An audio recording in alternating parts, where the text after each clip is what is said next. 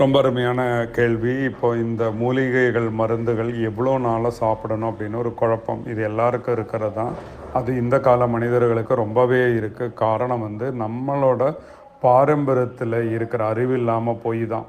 நம்ம பாரம்பரியத்தில் என்ன பண்ணுவாங்கன்னா, ஒரு மருந்தை ஒரு திங்கள் அல்லாட்டி ஒரு மண்டலம் பண்ண சொல்லுவாங்க. ஒரு திங்கள் அப்படிங்கிறதுக்கு முழு திங்கள்னால் ஒரு வளர்பிறை தேய்பிறை முழுசாக முடிகிறது 28 நாள் வரும். இல்லை அரை திங்கள்னால் அப்போ அது 14 நாள் வரும். ஒரு மண்டலம் அப்படிங்கிறது இந்த 28 ப்ளஸ் இன்னொரு 14 நம்ம சேர்த்திட்டோம்னா 42 நாள். அது 41 நாள் முடிய 42வது நாள் வரை ஒரு மண்டலம் இந்த மாதிரி வச்சுருக்காங்க.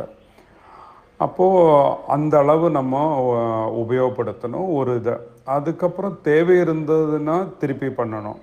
ஆனால் இப்போ உங்களுக்கு அந்த சூக்ஷ்மத்தை சொல்கிறேன். இப்போது ஒரு மண்டலமோ அரை மண்டலமோ சாப்பிட்ட பின்னாடி இப்போது 14 நாளில் சாப்பிட்ற குழந்தைய சாப்பிட சொல்கிறீங்க. அதில் சரியாக போச்சுன்னா அப்புறம் நிறுத்திடணும். அதுக்கு மேலே தேவையில்லை. ஆனால் அதுக்குள்ளார உணவுகளில் மாற்றி இருக்கணும். அதுக்குள்ளார அவங்களுக்கு கிளென்சிங் வாட்டர் தெரப்பியாக இருக்கட்டும், கேஸ்ட்ரல் கிளென்சிங் எல்லாம் பண்ணிவிட்டு உடம்பு அதுக்குள்ளார தானே சக்தி படுற மாதிரி நம்ம பண்ணிடணும். அப்போ அரை திங்கள்லே வேலை முடிஞ்சிடும், திருப்பி வராது. சில டைம் அப்படி சில நேரங்களில் சில மனிதர்கள் சிலவங்களோட உடம்புக்கு அது பத்தாமல் வரும்போது திருப்பி வர்ற மாதிரி இருந்தால் திருப்பி இன்னொரு அரை திங்களை பண்ணி ஒரு திங்களுக்கு பண்ணிட வேண்டியது.